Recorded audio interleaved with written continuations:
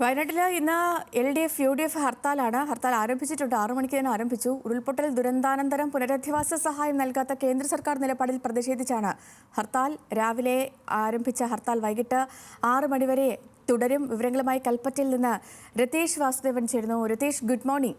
ഈ കടകൾ അടച്ചും ഒപ്പം വാഹനങ്ങൾ നിരത്തിലിറക്കാതെയും ഹർത്താലുമായി പൂർണ്ണമായും സഹകരിക്കണമെന്ന് കഴിഞ്ഞ ദിവസം ഹർത്താൽ അനുകൂലികൾ ജനങ്ങളോട് ആവശ്യപ്പെട്ടിരുന്നു. ഹർത്താൽ ആരംഭിച്ചിട്ടേ ഉള്ളൂ. എങ്ങനെയുണ്ട് ജനങ്ങളുടെ പ്രതികരണം?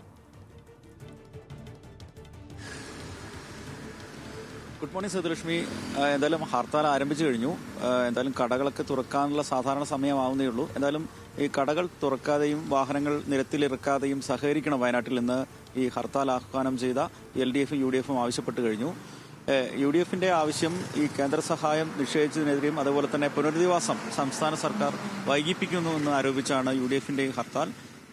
LDF എന്നാൽ ദുരന്താനന്തര സഹായം കേന്ദ്ര സർക്കാർ നൽകുന്നില്ല, അതുമാത്രമല്ല ദേശീയ ദുരന്തമായി പോലും ഇതിനെ പരിഗണിക്കാൻ തയ്യാറാവുന്നില്ല തുടങ്ങിയ കാര്യങ്ങൾ പ്രതിഷേധിച്ചാണ് ഹർത്താൽ നൽകുന്നത്. മറ്റ് വിവിധ രാഷ്ട്രീയ സംഘടനകളൊക്കെ തന്നെ RJD ഉൾപ്പെടെയുള്ള സംഘടനകൾ ഇതിന് ഈ ഹർത്താലിന് പരസ്യമായി പിന്തുണ നൽകിയിട്ടുണ്ട്. വിവിധ കർഷക സംഘടനകളും ഈ ഹർത്താലിന് പിന്തുണ നൽകിയിട്ടുണ്ട്.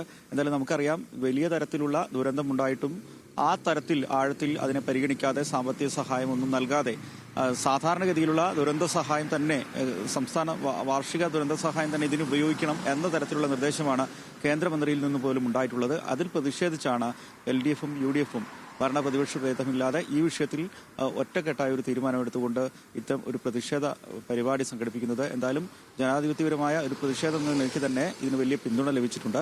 വയനാടിനെ സംബന്ധിച്ച് ഈ ദുരന്ത പുനരധിവാസം പൂർത്തിയാക്കണമെങ്കിൽ ഇത്തരത്തിൽ കേന്ദ്ര സഹായം കൂടാതെ കഴിയില്ല എന്ന് വളരെ വ്യക്തമായ സ്ഥിതിക്കാണ് ഇത്തരത്തിലൊരു ആവശ്യം സംസ്ഥാന സർക്കാർ ഉന്നയിച്ചത്. അത് വളരെ പ്രായോഗികമായി തന്നെയാണെന്ന് എല്ലാ തരത്തിലും എല്ലാ ആളുകളും മനസ്സിലാക്കുന്നു. അതിനിടയ്ക്കാണ് ഇത്തരത്തിൽ ദുരന്ത സഹായം നിഷേധിച്ചുകൊണ്ട് അതിന് ആ തരത്തിൽ പരിഗണിക്കാൻ കഴിയില്ല സാങ്കേതികമായി എന്ന ഒരു കാര്യം കേന്ദ്ര സർക്കാരിന് കേന്ദ്രമന്ത്രി സഹമന്ത്രി തന്നെ അറിയിച്ചത്. ഇതിൽ പ്രതിഷേധിച്ചാണ് ഇന്ന് ഹർത്താൽ നടക്കുന്നത്. ഈ വിഷയം കൂടുതൽ ചർച്ച ചെയ്യാനും ദുരന്ത സഹായം ലഭിക്കാത്ത വയനാടിന്റെയും കേരളത്തിന്റെയും ഇപ്പോഴത്തെ സാഹചര്യം മറ്റിടങ്ങളിലൊക്കെ ബോധ്യപ്പെടുത്താനും സഹായിക്കും. മാത്രവുമല്ല മറ്റ് ഇതര സംസ്ഥാനങ്ങളിൽ കേന്ദ്രം കൊടുത്ത ആ സഹായം അത്തരത്തിലൊക്കെ വലിയ ചർച്ചകൾ ഉയർത്താൻ ഈ ഹർത്താൽ സഹായിക്കും. ഹർത്താൽ പുരോഗമിക്കുകയാണ്.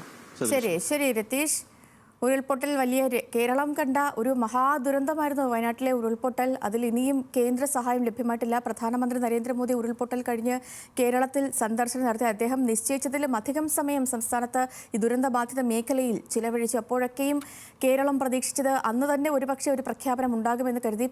പക്ഷേ സാങ്കേതികമായി എന്തെങ്കിലും പ്രശ്നങ്ങളുണ്ട്, അതുകൊണ്ട് തന്നെ ചർച്ചകൾക്കു ശേഷം പരിഗണിക്കാമെന്ന് പറഞ്ഞതിന് ശേഷം അദ്ദേഹം തിരികെ പോയി. ഇനിയും വയനാടിൻ്റെ പുനരധിവാസത്തിന് ഒരു തരത്തിലുള്ള സഹായവും കേന്ദ്രത്തിൽ നിന്ന് ലഭ്യമായിട്ടില്ല. കേന്ദ്രത്തിൻ്റെ ഈ നിലപാടിൽ പ്രതിഷേധിച്ചാണ് ഭരണ പ്രതിപക്ഷങ്ങൾ ഒന്നിച്ച് ഇന്ന് വയനാട്ടിൽ ഹർത്താൽ നടത്തുന്നത്. രതീഷ് വാസുദേവനാണ് വിവരങ്ങൾ നൽകിയത്.